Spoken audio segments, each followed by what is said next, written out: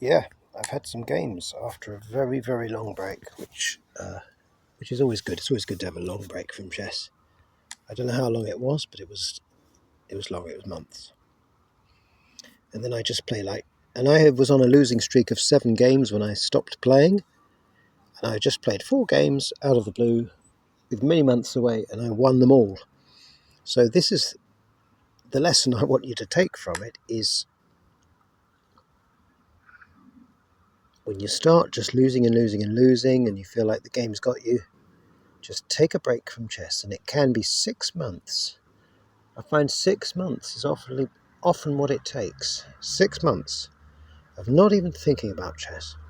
So now I'm back up at 1920. I don't know if I'll ever reach a rating of 2000, but let's face it, 1920 is a pretty high rating for an amateur player by any mark.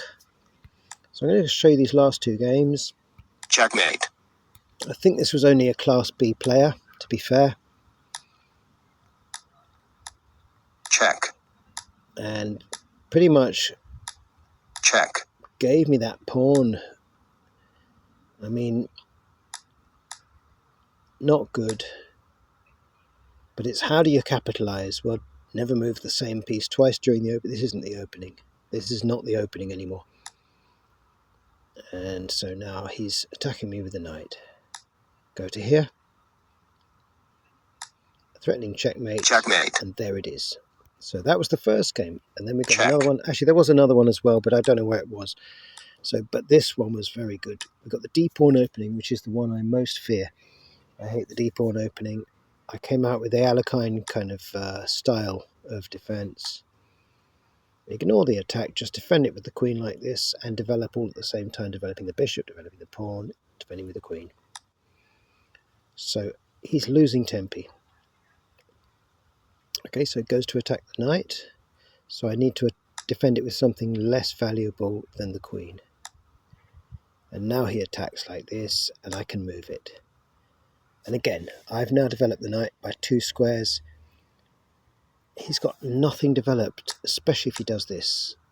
So it's hard to believe almost that white is white and black is black, because look, black has got 2 pieces developed and white has got none. Arguably, white has got the bishop and the queen developed, sort of. But let's go on. Let's carry on. Tries to develop another piece. Check. And there's an insta-check on this really bad hole here.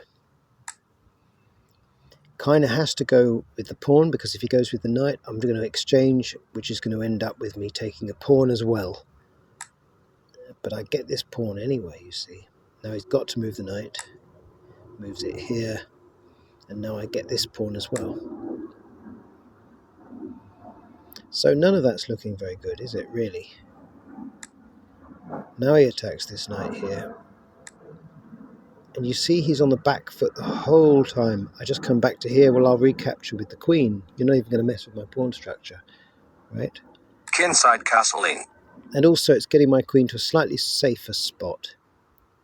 Kinside castle in. She's always been vulnerable while she was forward early in the game. And we both castled. That's the end of the opening in theory, but, you know, there we are. There's a bit of a blend here. So this, again, is going to keep me giving a strong pawn centre if he does decide to trade off my knight for his bishop, which he does. And I just recaptured the queen because actually my pawns are now intact. My pawns are now perfectly intact. Not advisable, really, to have the queen as the main and only piece that you've got developed, especially when knights are afoot. So we need to start thinking about developing something else. And we need to concern ourselves with his counterattack, which is going to be coming because he's got those knights developed.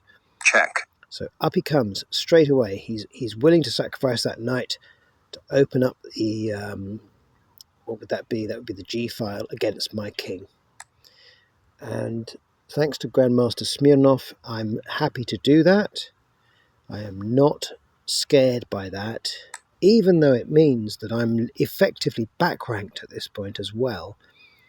So we've got to watch out for this potential queen g7 checkmate. We've got to watch for that because that's what he's going to be thinking about now. So let's just get the queen where she can cover that, block it. See, there she is. She's coming. And I can try to get the exchange immediately. Because if I do, then it means I can probably grab the f-pawn with my rook immediately afterwards. I'll take away from the centre, obviously, to keep those two pawns together. He doesn't want that exchange. Of course he doesn't. So it's time now to try and open up my bishop.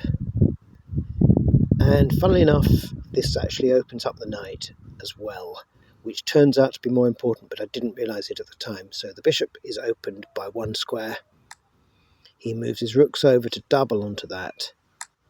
And yeah, instead of doing this, which would have created a showdown that he would have won, I just moved the knight to here.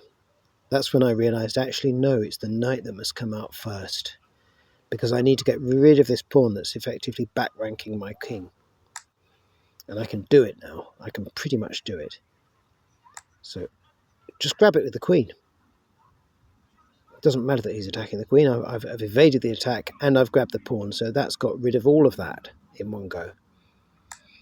And now I don't know what this is planning to do, but I think he's just planning to advance pawns. Certainly defending his knight there against any possible attack from my queen.